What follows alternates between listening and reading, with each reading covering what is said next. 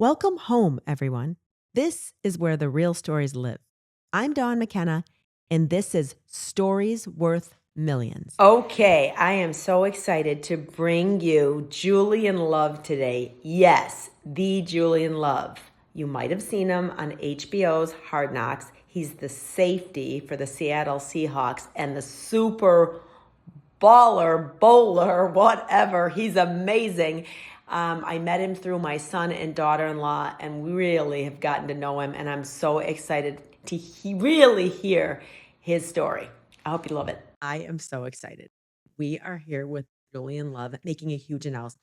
He is now joining the Dawn McKenna group. He's decided football. Nah, just kidding. This kid has done so much. I've known him since he was in high school. Welcome. Thank you so much Yeah. for doing this. Thanks for having me. I mean, my God. It's cool gear. It's beautiful. Yeah, it is. And, there's so much that people want to know that I want to know. And I don't want to spend too much time on like anything Googleable. No. Like Okay. I want to get down to Oh my gosh, the brass perfect. tacks with you. So let's go backwards. Okay. You're in kindergarten. Okay. And you're running around with a football. And do you know at that point, like, are you like every other kid? I want to be in the NFL. I don't know. I feel like, back in, what was that? You said kindergarten, Miss Nancy's class, over here at St. John Birchman, over in Logan Square. I don't know. I feel like I was just like any other kid. That NFL dream definitely wasn't on my mind, until like kind of high school, like until I got an opportunity to play in college. And then those college balls a thing. And then in college, like a year or two into it, I'm like, wait, I can actually play in the league. Like it was kind of a natural progression. My parents were never like, a crazy sport parent. Like you have to do this. You're gonna train. You're gonna blah blah blah. They just like allowed me to have fun, play football, basketball, baseball. You wrestle. played it all. You played it all. Yeah, I did it all. So when you were a little guy, like, what did you want to be when you grew up? Not a professional football player. I probably would have said I would have bounced between in the MLB, NBA, NFL. I definitely love sports. Sports was like my whole life growing up. And so I would probably say something sports related. Just because I don't know. When you're young, you like what you're good at, and I was just good at sports. You were just good. I was quick, and You're the second, right? You have an older sister and a younger brother, so Yep. you're right in the middle. Yeah, middle child. There's some crazy stat that I read. This was like in the early 2000s that like 86% of all presidents are firstborn, and something like 82% of all professional athletes are secondborn. That's a good stat. That's interesting. You might have to fact check me on that because that was like 2004 or something.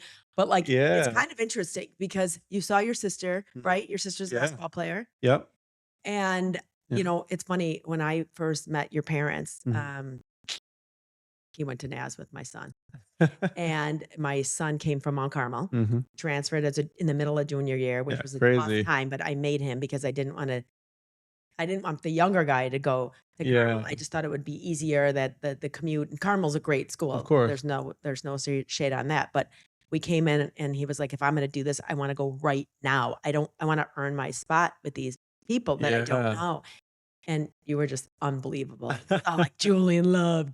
And I loved your name. So I was like, oh, and I met your mom and dad. Yeah. And DT, his dad is huge. Yeah. Huge. So when I met Julian, physically like, and in personality. he's all we were talking about powerhouse, and he was in Yep. hospitality, and I was in real estate, so we were talking about all kinds of goofy things. And you were just a kid that was good, but like there were a lot of good kids. Yeah, exactly. And he wasn't like when I think Southside football, I think like 6'5", 320 middle linebacker crushing it. Like the neck is this big, and I saw him. I'm like, what's his deal? But your dad is huge. Oh, that's a big guy. And I, at that junior year, I'm like, oh my God, he's going to be a big guy. When you think football, did your size ever, were you constantly battling that, or did you never think about it? First of all, shout out to your son. It is tough to transfer in the middle of junior year, kind of establish yourself. Senior season, played baseball, football. He was a stud. Tough. But I think our friend group really embraced him. It was unbelievable. It was a good dude. Yeah. I mean, this is a huge plug for we Nazareth. caught a great vibe, and it was so natural. So I forget that he transferred later in the high school. Then for me in football, I entered high school. I don't know how tall I was, but probably like a buck 20, like 120 pounds. It's, 8th grade. That's probably natural for boys. and I was very good at football up until then. Like, and so I'm going to Naz just because my sister is going to Naz. She was deciding between St. Joe's and Naz because she played basketball, and both were good programs. Were you living in Westchester? We were in at Westchester, the point? yeah. Okay. And so we moved to what my dad moved us out of Logan Square to Westchester for really St. Joe's. He thought we were all going to play basketball and be part of that kind of historic program. And my sister's time to decide, she went and saw them play, and like Naz was randomly good that year, and she like, wait, what's the school? Some of the Westchester girls were going to Naz, and so my dad's like, okay, you can visit. So she decided, and so I was like, all right, I'm going to Naz too. I just followed what my sister did, and so I get to Naz, and I was doing well at football, and I was bummed because I didn't move on to junior varsity my freshman year, and I was like, I thought I was a shit at football up until then, and I'm like, it was kind of a little bit of reality check. And so I stayed on freshman, and then I hit a growth spurt into my sophomore year, and the growth spurt might have been like 5'9", 175 or something. I don't know. But then I went from freshman ball to varsity my sophomore year. And yeah, that's kind of size wise. Like I'm 5'11", like 200 right now.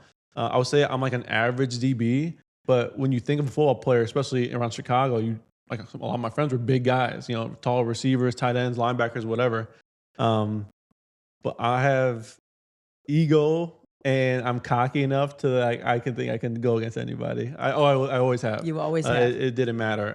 It's the middle child in you. It's the middle child in me. It's the chip on my shoulder. My mom's a Chicago woman. She had some of that toughness to her. Yeah, I remember we're playing against JCA my senior year. I'm committed to Notre Dame. And we're walking into the stadium, whatever. And I hear it was packed. The whole stadium was packed. And somebody outside the fence was like, wait, that's the kid that's going to Notre Dame? Like, I remember I heard that, and I was like, right before you're going on the field. Oh, yeah, I heard it. It was like a vivid moment right there before the front gate.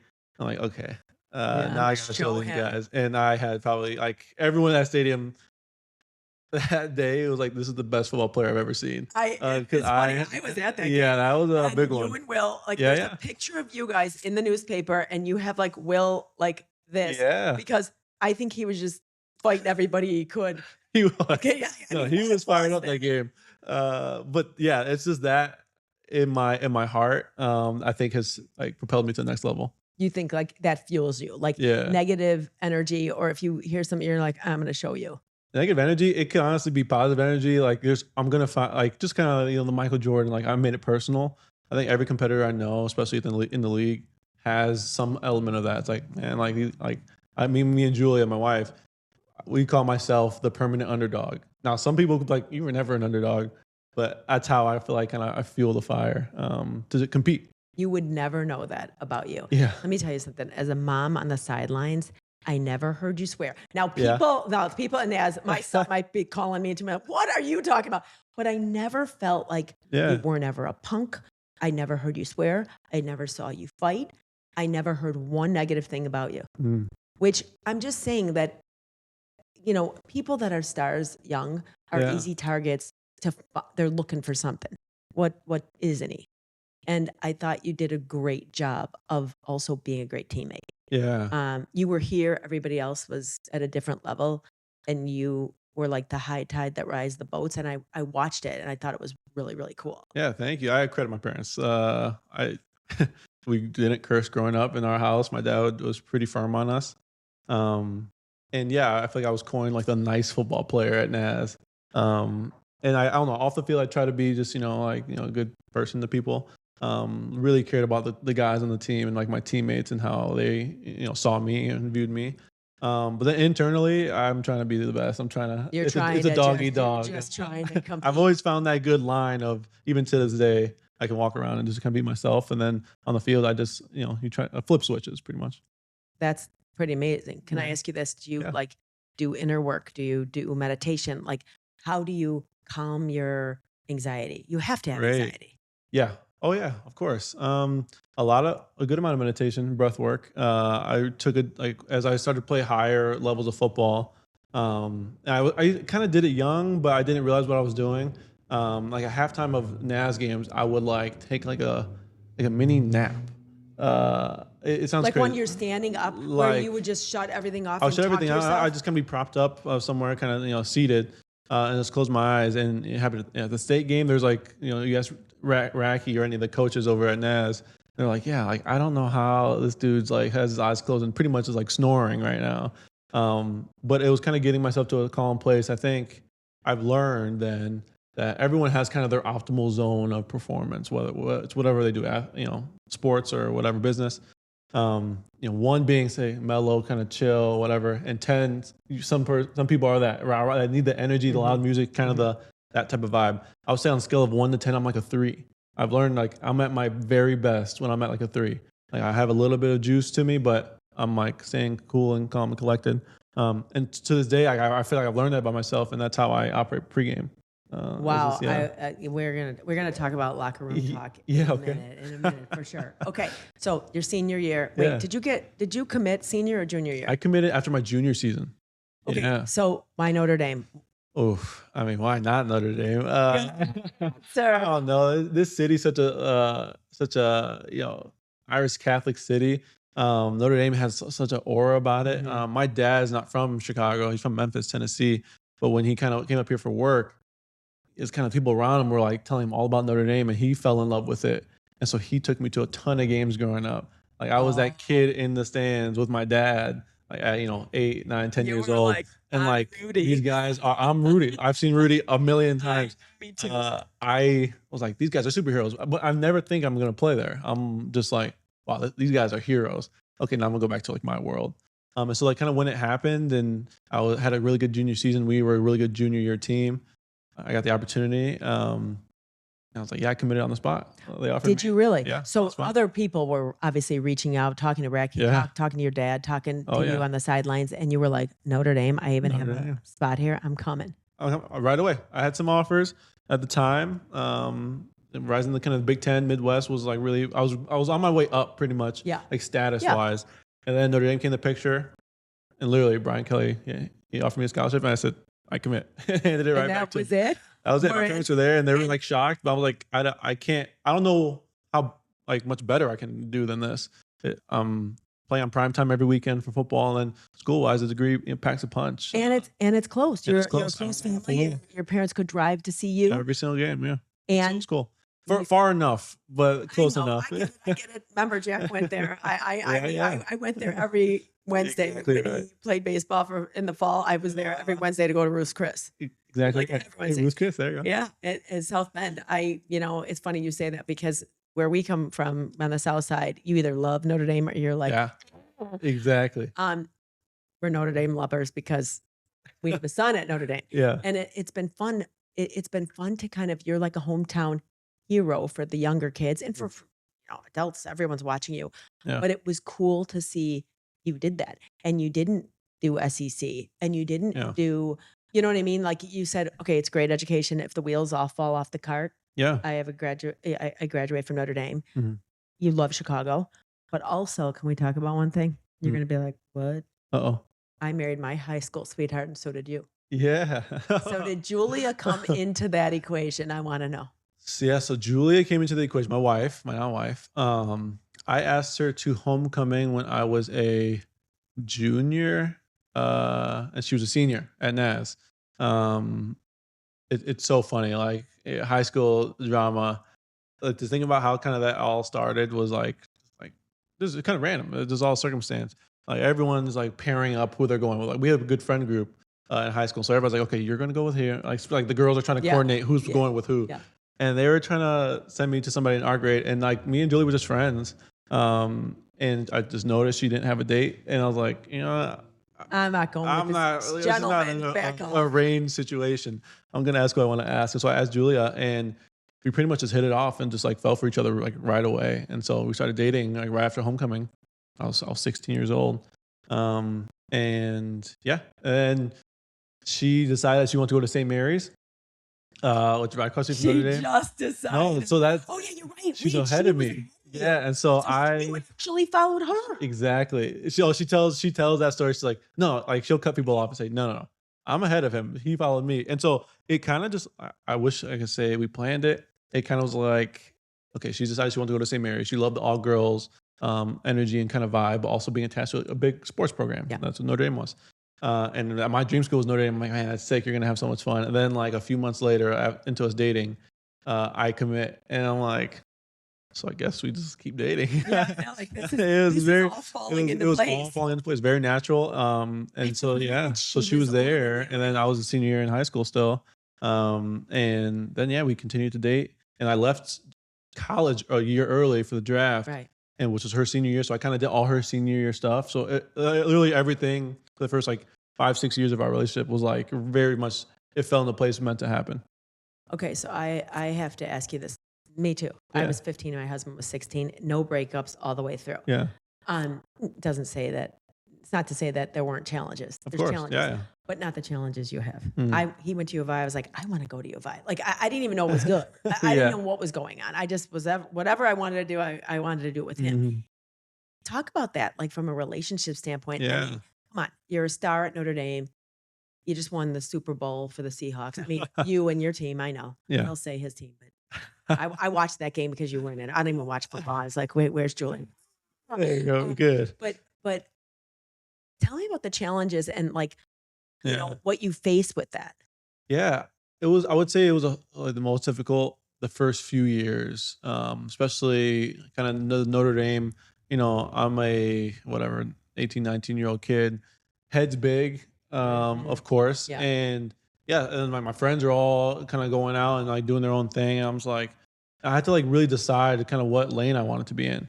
I was so happy, and Julia was so like great, and we just had a great time together. And the other guys were like, man, like why are you hanging out with Julia? Yeah. Like you know, This the whole girl or the whole this girl vibe likes you. yeah, or like the whole vibe. yeah, I'm like, yeah. hold on, I know, and because of high school, it's like Julia's been my friend before you guys. Yeah. Like that's, and so everyone in my life, kind of from college, my buddies I still talk to, they like make sure Julia's okay for like check in with Julia first. Like You trained them. because I'm like, listen, we've been together longer than like I know you guys, and so that's kind of how it was, and so I had to learn that if I went that way, things would have been a whole lot different. Yeah. But I feel like thankfully, I don't know how I saw it as a young kid, like, okay, this girl is everything you want of a future partner.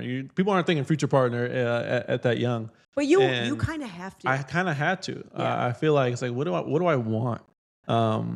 And yeah, Julia was always the answer. And so it's like I decided that early, and so everything after that. So that's a few years into our relationship. Like the Super Bowl, kind of the league stuff, all of it's been like really easy. I would say that the most difficult stuff was like I had to figure out, okay, now the world's getting bigger for me. But through all of that, we were able to just grow together, which was like really that's nice. really, really amazing. Yeah. And I have to say, like I always say, behind every amazing woman is an amazing man. And I think I know Julia, Yeah. and I think she's just cool. Yeah. She's provide you she'll ground you. She'll ground me quick. mean- Yeah. She's on point. But we said that early. We're like, okay. And she's a self-appointed, keep my head small. Like let my ego shine where it needs to shine, but like understand kind of what the main mission is, and kind of don't lose the plot of, I don't know, being a normal person. And, because every football player thinks they're a hot shot. Every athlete thinks they're a hot shot. They do. Well, also now I yeah. feel like I want to talk to you about this. You were not in the NIL Oh, frenzy. It started getting crazy when you were in college, but I feel Yeah. like now there's guys making more money in college than you. Yeah. What say you to all this? I think there's a place for it for sure. There's always been that kind of that topic of college players we paid. I think it has gotten a little crazy. It's like the Wild West. There should be some regulations, especially for like kids like bouncing around the schools. We do portal. the Oh my portals. Just like it's a lot, and it's very accessible for players and like their parents, their families. Like that's the leading discussion for any high school kid committing to college. It's like, okay, what's my money gonna be like? Like, Yeah. I can't even imagine that. You were at just happy to get 17 in I'm just Notre happy. Dame. I'm just And they were loving the paying for game. it. Yeah, I'm just literally. I could have paid you, and I would have went to Notre Dame. Yeah, just pure love of the game. And it's different now, and like I think people are resistant to it, but it's like this is what it is. We'll always get guys to say pretty much like their name school signing bonus. Like historically, when they like pretty much every time they get up in front of the team, it could be the undrafted guy could be the first round pick, whatever. And they always say it, name school signing bonus. And now we added NIL to it. And it's amazing to hear what some of these guys who like weren't drafted, like the edge of the roster guys fighting to make a spot on the team. They're like, signing bonus is this low number. NIL, $850,000. I'm like, what? I mean, it's wild. $850,000. Oh, like that is unbelievable. Yeah, that's the first 2 years of my NFL contract, pretty much. But this is what it is. That's just the world now. What happens? Okay, so you're on this amazing team. Yeah. And you love it. Great fan base. Yes. Yeah. I mean, great sports town. a lot of people think Chicago is like so committed to the Bears, and I think there's plenty of them. But my soon-to-be son-in-law has had their third generation Seahawks. They don't miss a game. No, yeah. Big sports towns. Sneaky big sports town. People are, like you said, Chicago fans are very passionate. Yeah. New York, Philly, everyone's very passionate on both ends of the spectrum, the positive and the negative. They'll let you know. Seattle is just so positive. Everyone just like shows love all the time, and it's for every sport we have. And yeah, the 12s, like as the name of our fan base, the 12s for the Seahawks. They love it. They love the team and the players so much. Win or loss, they like are showing support and like really. You just cannot proud. tell if you lost or won by their reaction. No, if they see you on the street, they're like just so happy and just like show love. Yeah. It's really cool. It's a cool. So that was a good switch up going out to Seattle from New York. I forgot you were in New York. Mm-hmm. Yeah, New York. That 4 is years. a huge switch. Talk about coast to coast. Huge. And lifestyle. And you were married. Yeah, married. And she didn't have a baby. She didn't have your. No, my first year in Seattle is when we had Noah. Yeah. Oh, that's right. Then they just had. And there's the cutest kids I've ever seen. There's no. Yeah. Speaking of that, what are you going to do with them? I'm curious. Like. Oh, interesting. You talked about your dad and how they wanted you in sports, but it almost sounds like because you were passionate about it, they were, it kept you busy. Yeah. It was never like, I mean, are you like Christian McCaffrey? Like I'm obsessed with them and Olivia Culpa. And I read up like, oh my God, they were having IVs. Well, he was, his family, obviously both athletes. So it's different. They were. Yeah. His dad was a league player too. It was crazy. But like to bed at 7:30, no sugar, IVs, no phone after 5. Yeah. What's going on with the Loves?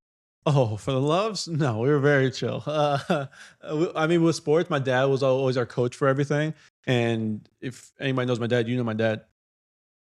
Big presence, big guy. Was a big guy. He lost a lot of weight since. Bigger voice. Like you always knew he was. Back in grade school, you could ask Carson Bartels. Yeah. He would pretty much be on the sideline and he'd go up to my dad, who's not coaching the team, but to get feedback and game from my dad. So he was just very prominent in like sports.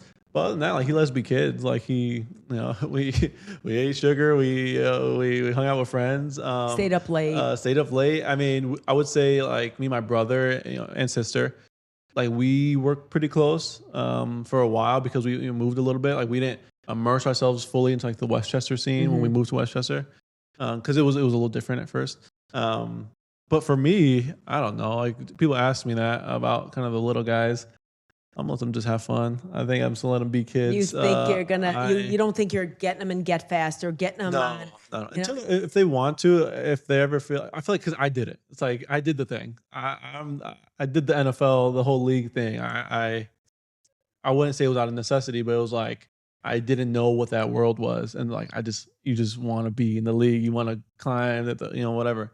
I think naturally he'll fall into sports. Like Noah loves the Seahawks right now. Loves our mascot Blitz. So he loves that stuff. It's cool for him to be around for some of that. That's why we kind of decided we want to have kids in the first place, like so they can at least experience a little bit of it with me. And like it's different than seeing old YouTube clips. Like no, I was there. I was in the games. That's part of it. And so I don't know. I think they're gonna naturally love themselves to sports. But it's not just gonna be football. It's gonna be everything. I think being on a team as a kid is important. Yeah. Making friends, like it's just a very social thing. And then if they want to like really try to be like good or take it to the next level, then they ask or open to training. It's like, yeah, we can figure something out. I'm not gonna force it. I'm not gonna make you do anything. That's so cool that you're like it because there's a lot of pressure on a kid. Like you said, your dad, there was not that pressure. He didn't do it. Therefore, your turn. Yeah. You kind of trailblazed. Yeah. But now your kids, you're so young. They're so young. They're seeing you. 28 years old on the TV. It's crazy. It is crazy. I know they've been to the stadiums. But I mean, I'm gonna coach. Like I would You're love gonna to coach t-ball or basketball or pee wee football, whatever. But just kind of how I am off the field, it's like I'm just gonna coach and just like try to let every kid have fun and try to win, of course. But of course, I'm competitive. But it's not gonna be like daddy ball. Like my son's gonna do this. This your and this. son's gonna be I've seen enough of all-star that team in the world right now, so we don't need it's it like for an me. earned. That's good. That's Yeah. good.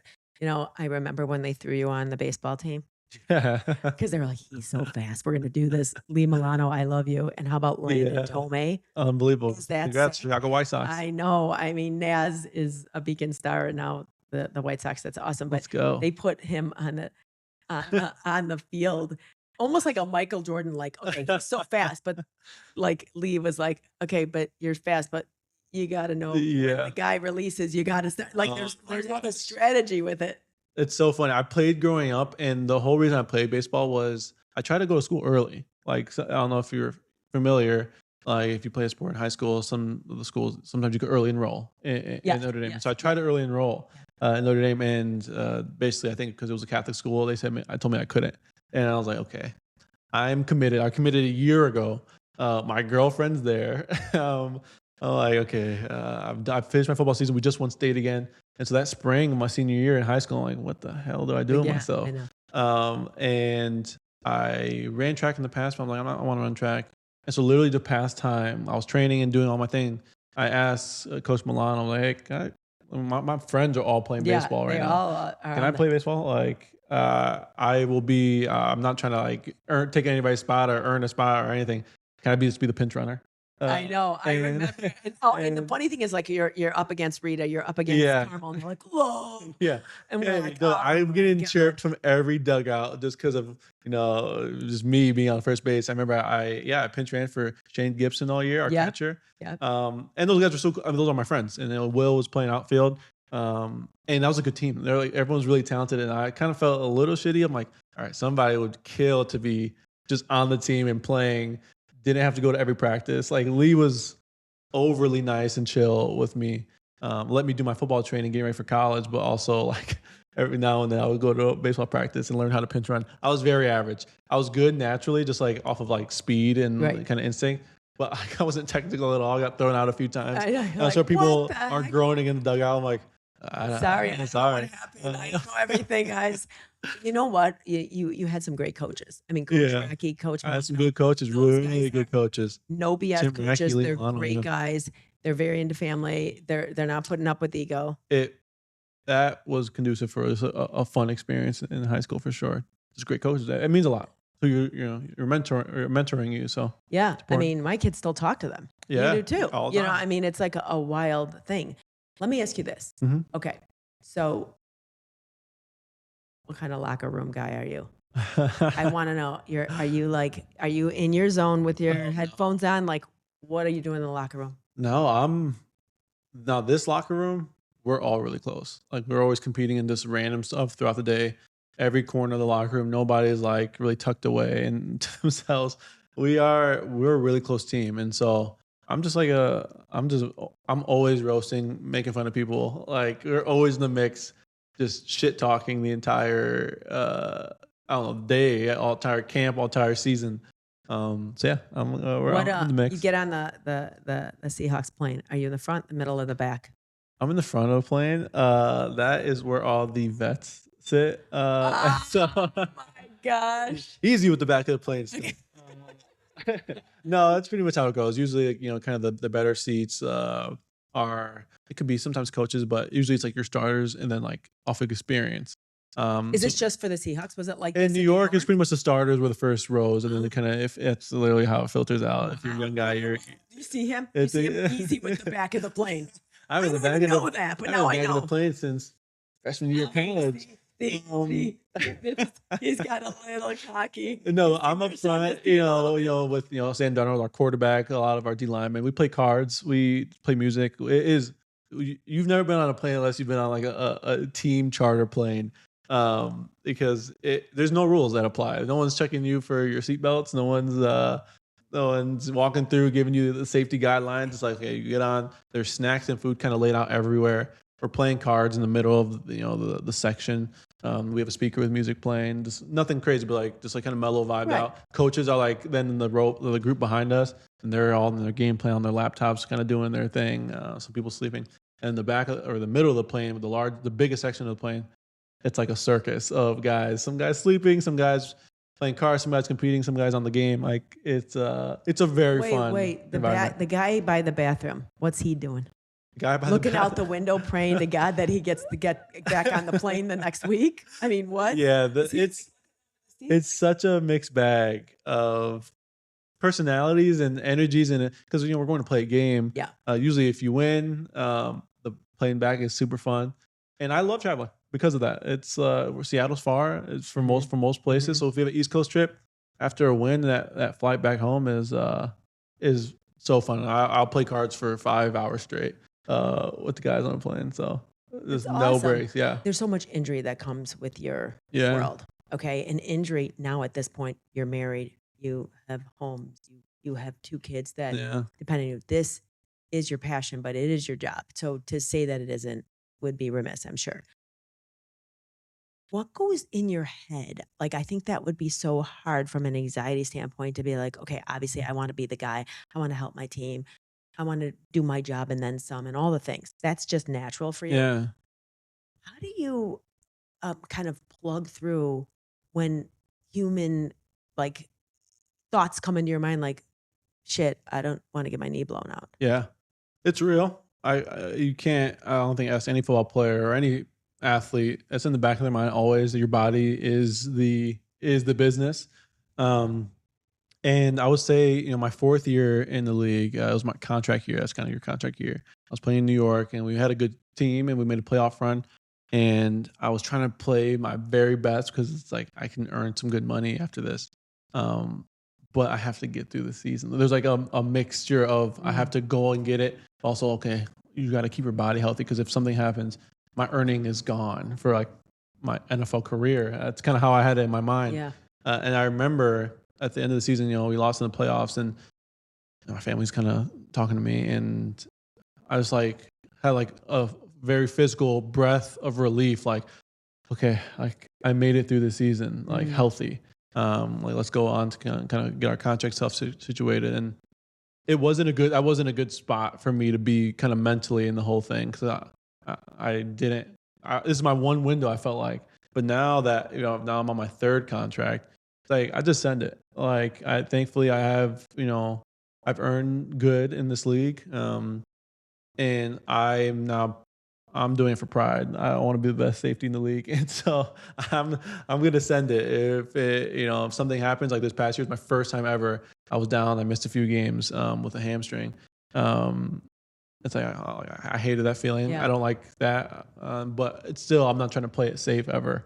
I'm going to go out and have fun. Obviously protect, my head and neck and all that important stuff. Because my family cares for me and is looking out for me. But I'm just trying to have fun. I'm trying to be the best. And so I don't worry about that kind of stuff anymore. But I've earned that right. Right. You've been at this for a while. So you're 28 years old. Mm-hmm. You're hoping you have 10 more years? You're hoping you have 20 more years? How does this work? I would say 3 to 5, realistically. 3 to 5 3 to years. 5. I mean, the average NFL career is 2.5 years. So I'm on year 8, which is like a blessing. And if I could touch double digits, that's just like a kind of an arbitrary number out there that people try to strive for. It would be great.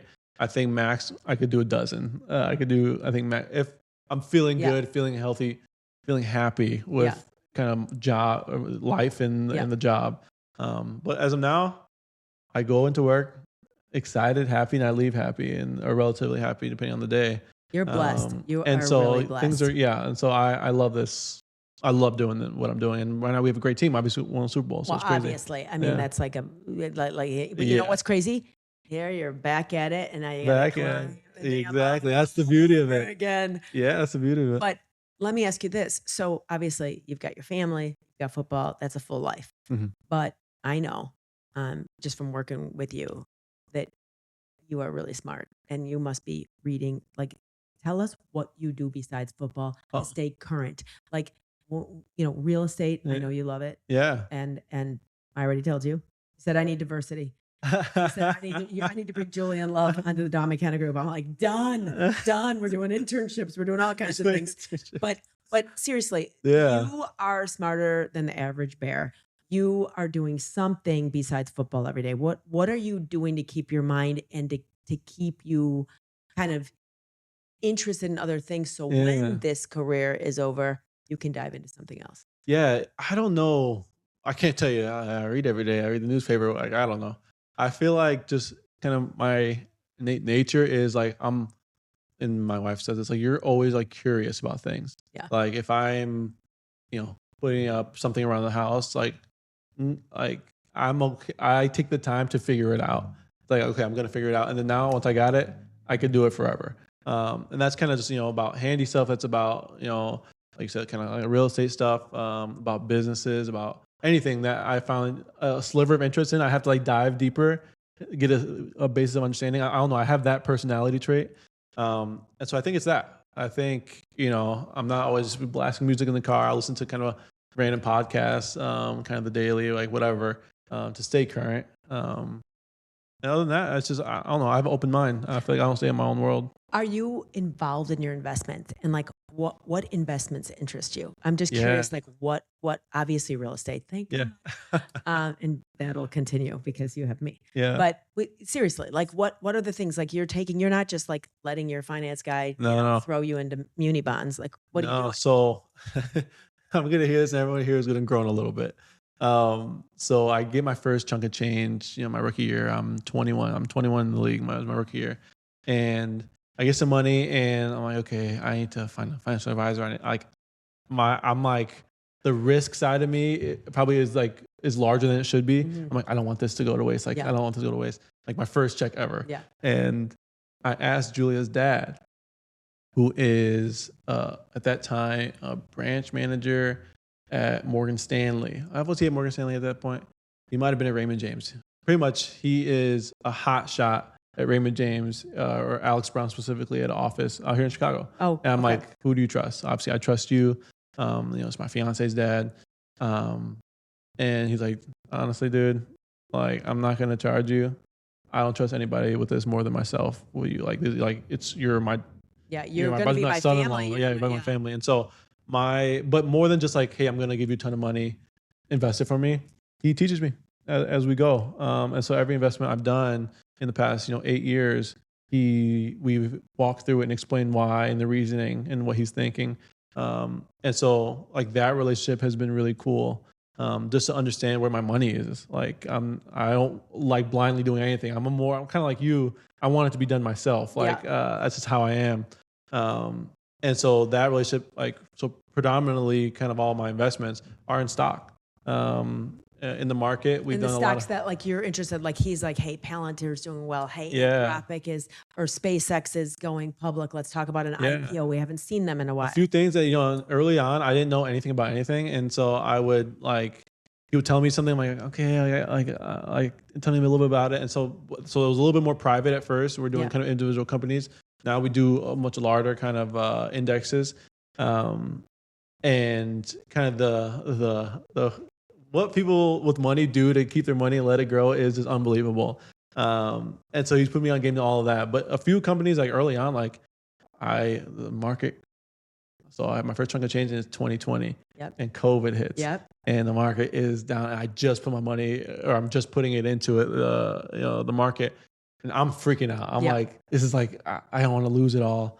And he's like, no, like this is what we're going to do. And he kind of walked me through some steps, and we got into a few companies like NVIDIA was a company that we got into at that low that has been to the moon since. But he put me on game. He had to like walk me off a ledge early on. And I'm grateful for that relationship. And still, it's always, it's an ongoing, I just had a call with him. I see him every other day. It's my father-in-law.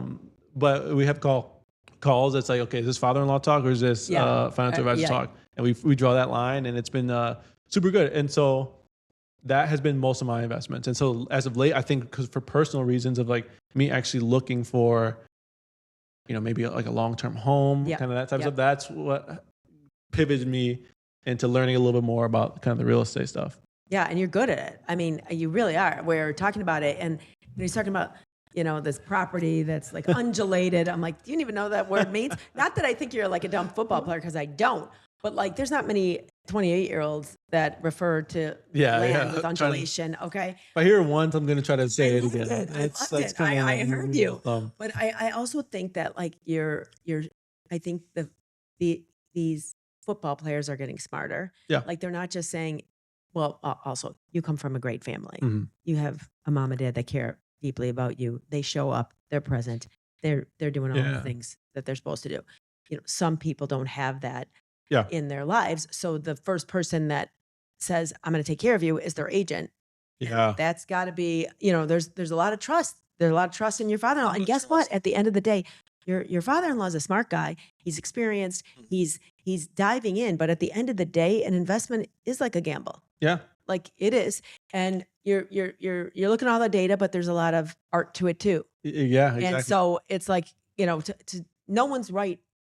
You're not batting 1,000. Exactly right. Yeah. You know, so you got to learn that. It's funny because this is crazy, but when I started, my kids were 8, 6, 4, and 2. And I started getting an investment portfolio. And I said to my husband, oh my gosh, if I make $5,000, I don't care if it becomes 10. And I certainly don't want it to become 2,500 when I'm running to the game late, or I left 100%. my house a mess, or I didn't have a home cooked meal for my kids. So the crazy thing is, the first 10 years, maybe 12 of my entire career, my money was in cash. I was so scared of stocks. And like, I did work at the Northern Trust. I do have a little bit of a finance background. It was so kind of what you said. Yeah. I got this check and it's a lot of money. Most I ever thought I was going to have. I don't want to lose any of it. 100%. So I'd rather not lose than gain. Yeah, that's real. And that's very real what you said. I think as it pertains kind of to my situation, it was phrased, and this was the best advice I think he's given me and I have been given, was that, okay, NFL player, average career is 2.5 years. Oh, I didn't know that. 90%, you know, maybe more of guys, this is the bulk of their earning for their life. Like, it's just reality. Yeah. We're throwing a ton of money early, and you could be 24 years old. And I could play 10 years, which is like a really long, like really good career, and be retired at 31 years old. And so it's like, okay, now I have life after this. And he was like, for my investment strategy, even though I was like trying to clutch my pearls kind of type of vibe.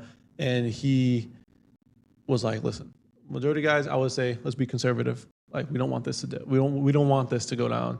You know, a lot of guys who are selling their businesses are older, like they've worked a whole lifetime of earning money and they don't want to lose it. Like, it makes complete sense. In your situation, I say we be aggressive. And I'm like, why? I'm like, why? Yeah. And he's like, because dude, like, you're going to make money after football. Like, not every NFL player can say that. And that's kind of how I am. I know enough about a little bit of everything to be dangerous. Yeah. And he's like, you're going to make money after football. Like, that's what it is. So if you can be aggressive now and grow kind of that large kind of early egg, you're starting on third base pretty much when you're 30 years old. And so and thankfully a lot of things have paid off and we've done really well. But it was that kind of freedom that he had in me and that trust he had in me. It's like, okay, football is not going to be my only thing. Whatever's next, I'm going to, dive into it fully. You said, you're curious. Like at the end of the day, like even when you're looking at houses or you're looking for an investment, like what's the exit strategy? Yeah. Like if all goes to hell, I'm trying to analyze my risk. But also you're like very thorough. Yeah. You're not just throwing out. I mean, I've represented a lot of NFL, a lot of NBA, a lot of MLB, a lot of NHL. If I'm being honest, the younger they are, the more I have to be like, why don't you start with this? Yeah. See how it goes and do that. I mean, you did that. Yeah. You're smart about your money. You're not like running out buying a freaking matte black Bentley and a compound that's, $12 million, when you're 21 years old. Exactly. It's really smart to do that, but that you're disciplined. Yeah, I'm disciplined. I would say I still have fun. I think, one thing that I've been, advised is like, okay, if you're gonna spend money on things, do it for something that involves camaraderie. So like for my teammates, like I'll never spare an expense for like our dinners. Like our rookies, I make sure our rookies are taken care of. That's just like that's what I'm paid to do. That's like what it goes into. And then at home, it's like I like cars. Like I I know. have a nice car, and that's okay because we've done well. Yep. And it's like, listen, you don't have to be driving your college Jeep anymore. You can get a car. I'm like, okay, and I Yeah, don't but see you're not spending $5 exactly. million on a car. No, no, no. And I don't Let's see it as an be real. investment. Yeah. I think that's kind of also like my mindset is like investment could be financially, I guess. It's not a financial investment, No. like cars and like stuff like that.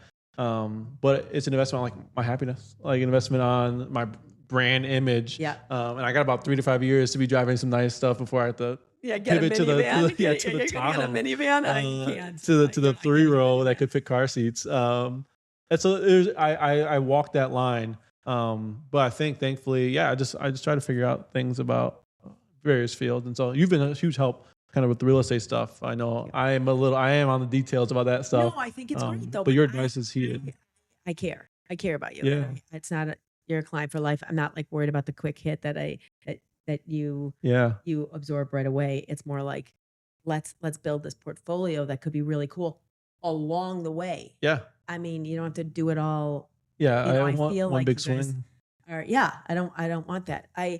I'm curious on the data analytics. You know, my daughter was Oh data yeah. scientist for the Yeah. Kraken. You know that. And with AI and all that, what do you see changing? And do you believe in that? Like, well, you might not be able to answer that, but from an ease entry conversation, I give you this and say, hey, I just did my work on the Cowboys. Yeah. And you know, when this guy does this, he comes out for that. Are you looking at that? I would say that I don't know. I don't really. I have no use case for it yet. I think people higher than me, like in those offices in the data analytics, yeah, like everyone uses it. But I think that right now more than ever, and it's going to become increasingly so, is like when everyone has access to kind of that stuff. I think the art of business, the art of work, the art of um, making decisions is going to be ahead of everything else because that's what's going to be the differentiator. It's like if you can see the numbers and everyone sees the numbers and how it's laid out because it's very easy to obtain that Yeah. stuff now. And what do you make of it? Yeah. Like how do you kind of interpret it and deploy it? I think going into football, I think our head coach does a great job at that. Like everyone gets the analytics of we're good when we do this, this, and this. But it's like okay, but I want to do this though. I want to use that and kind of do this. And I think not football wise, I think that's the next frontier for sure. Is just the creative mind is going back into. I think you're gonna get obsessed with this. I just found something this morning. Oh. When I got up, I looked at my phone. Maybe I'm old. Maybe I need glasses. I don't know. But at the top of the phone, it said like, "Do you want me to make you an agenda? I see you're interviewing Julian Love. I want to make sure it's this Julian Love." And it comes out with this thing. I'm like, yeah, I want to chat with you. And then I'm like, am I going to get whatever spam? It's good. It's crazy. And it was like, he's the underdog. Did you know a Walter Payton Award? I know all the NAS stuff. Okay. 4th round. Yeah. 4th round. Like all these things. I mean, sometimes I kind of knew. But even that. It was crazy. Like that's the stuff everybody knows. Like I that's stuff that you can, if you can find it, but the stuff about like high school days that's the gem of things now. And so I don't know. It's kind of like what don't they know? Exactly. Right, we're gonna round up. I want to know. You wake up this morning, you go to bed. Can you take me through your day? What are you eating? What are you doing? What is the secret sauce? Because you're gonna see me doing whatever you're doing. So what is it? I wish I had a secret sauce. I am so underwhelming of my daily. I think naturally, I don't know why. I eat healthy. Relatively, I would say 80-20. So like, what's healthy? Do you eat like a porterhouse steak and a sweet potato and 3 asparagus? Well, this is a little more detailed for you. I do try to balance my plates out to have a protein, a carb, and a veggie or a fiber. And for an athlete who's burning a lot of calories, you can have a little bit more carbs and a little bit more protein. Just saying, hey, lady, don't have carbs. You're going to blow up like a balloon. Is a female or whatever, it's maybe a little less carbs. Keep the protein pretty good, and then just to fill it out, all the veggies you can have. That's kind of one-on-ones about eating. Okay. And so naturally, I've been around so many nutritionists, so many guys who are really dialed in on their eating, their supplements, all that stuff. Before this year, I never like had protein, like a protein shake, like a real protein shake or creatine. Before this year? Before this year, like the past year, I was doing everything just very natural. Like I will eat decently on like a normal basis, like eat decently healthy. But I also love pizza. Like I love burgers, especially in Chicago. Drive through the McDonald's right now. Julian Love Maybe not McDonald's, but I might go to Small Cheval or something and pick up a burger. And I've been 195, 200 within that range for the past like 8 years. Alcohol I drink, probably not in season. Maybe if I'm celebrating. I'm a tequila guy. Yeah, I can't. I wish I had a cleaner lifestyle, but that's I don't smoke. I don't do any drugs or anything stuff like that. I do think we do the infrared sauna. Yeah, cold plunge is important. Yeah. Do you do this every day? In season, yeah. I think when I have time in the off season, we have the sauna at the house out here. But in Seattle, yeah, I hit the sauna, hit the cold plunge a good amount. That stuff's important. I think for people who aren't active like me, I think you got to get your cardio, hopefully 5 times a week in 30 minutes. So you like working out 4 hours a day, tell the truth? Probably like 2 hours. Okay, 2 hours is probably 2 hours. Each day in season, it's a lift and a run. In the off season, yeah, it's kind of a lift and a run component. Most of my day in football is meetings. I'm like, I'll go in, I'll work out, and I'm in meetings until practice, and then after practice, I have more meetings about the practice you just had, and like so. So it's like a 9 to 5 job. Like yeah. When you go back, you're going on Tuesday, okay? Yeah. You're gonna work out. So training camp is I pretty much get in there at 6. We start probably 7:30, and I just saw our schedule for training camp. That's what it's the beast. We end at like 7. 7:30 in the morning till 7 at night. Yeah. No, it's a full day. And so you have a morning it's meetings and like prep and all that stuff. Meetings, morning walkthrough, meetings, maybe break, lunch, practice, more meetings. And then that will last you from 7 to 7, but I get to get in early. I have to get my body kind of primed for the day. So I'll get in at 6. It's a grind. And then you do that. You have 6 days in a row of that, 1 day off for the 2 hours I have at night. I might sit on the couch, eat something, maybe play a game for like 30 minutes. Oh my God. Then I have to video. Oh yeah. I grew up in the video game era. I can't. You're a gamer? I would say oh my God. 5 years ago, heavy. But since the kiddos, that's gone by the wayside. My off-season activity is golf. Game room. I am putting a stop to that. Absolutely. I'll make sure the boys have a game room. What's your game? What do you I was a 2K Call of Duty player all growing up. What? Now my hobby is golf. Okay. So I pivoted. So it's like a sports simulation or golf Yeah. simulation. Oh yeah. Yeah, we have one at the house now. We're definitely gonna have one at the next spot. I can get behind that. At least you're physically doing something, sitting there with the joystick. I can't. I think here's my pivot to you. Your friends can come. The weather's bad out right now. The pollution's crazy right now in Chicago. You can connect with your friends. No, that is anywhere. BS. My guys in Florida and Texas, I can hop on the game and talk with them and like have conversations with them while also playing the video game. That's my pitch. Games with Julia? No. Yeah. We'll play like Mario, like the occasional Mario game. But no. Video games have gone by the wayside since I had kids. Thank God. As golf. You should. And you can't wait till they get a little older. So you're like, whoa. Here's a PlayStation. I don't even know. Yeah. If that's a thing I told you that I'm going to play with them. And they're not going to be able to beat me till I'm 50. Is my play. So I'll make my son 25. So you are so cute. I got a long way to go. Thank you for coming here. Yeah, of course. You're going to training camp. You're doing all the things, but you're pretty special. Oh, thank you for having me. I just loved watching you. Loved, kind of just getting to know you as an adult. But now I'm really invested in the Seahawks, which is a joke because I have never watched a football game from start to finish unless my kid is doing it. Yeah. So, but now I've got you. So don't be a loser. Want another Super Bowl. We'll do. All right. I appreciate you.